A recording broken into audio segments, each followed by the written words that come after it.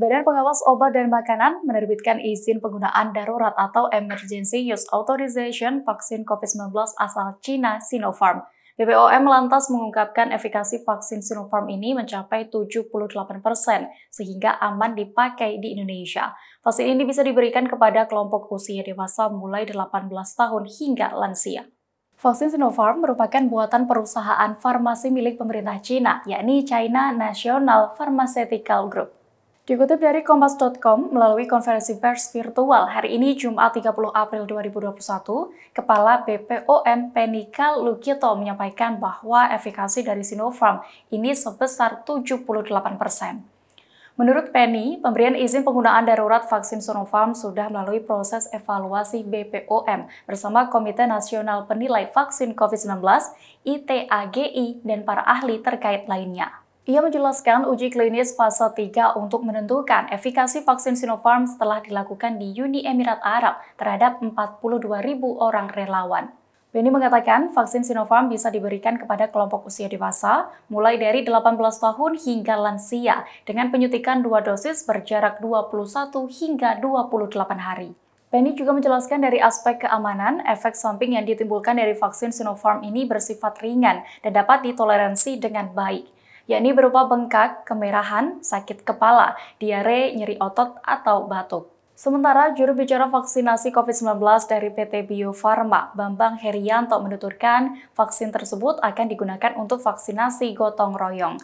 Vaksinasi gotong royong sendiri merupakan vaksinasi yang dilakukan pihak swasta atau perusahaan dengan sasaran pekerja. Bambang menyebut vaksin Sinopharm akan tiba di Indonesia pada Jumat hari ini.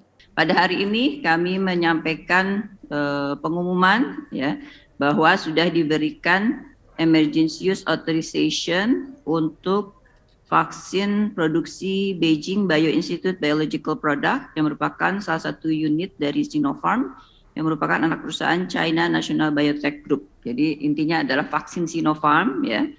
Vaksin Sinopharm ini dengan platform inactivated virus atau virus yang diinaktifkan atau dimatikan di Indonesia didaftarkan dan didistribusikan oleh PT Kimia Farma dengan nama SARS-CoV-2 vaksin Verocell inactivated. Ya, jadi apa nama singkatnya? Vaksin apa nama singkatnya? Vaksin Sinopharm. Vaksin Sinopharm ya. Yeah. Vaksin Sinopharm.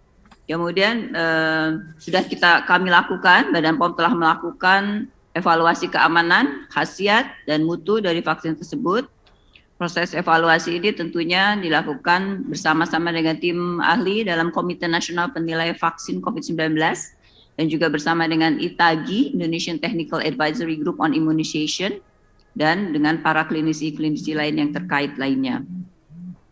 Dan berdasarkan hasil evaluasi secara keseluruhan terhadap data-data yang kami terima, baik itu data mutu, data produksi, ataupun juga data dari studi-studi preklinik dan studi klinik, dapat disimpulkan bahwa pemberian vaksin SARS-CoV-2 vaksin Verocell inactivated Sinopharm 2 dosis dengan selang pemberian 21 sampai dengan 28 hari menunjukkan profil keamanan yang dapat ditoleransi dengan baik dan efikasi serta respon untuk meningkatkan imun yang baik.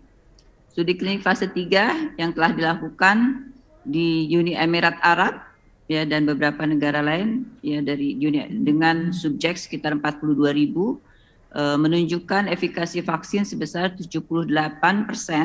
Secara umum keamanan vaksin dapat ditoleransi dengan baik.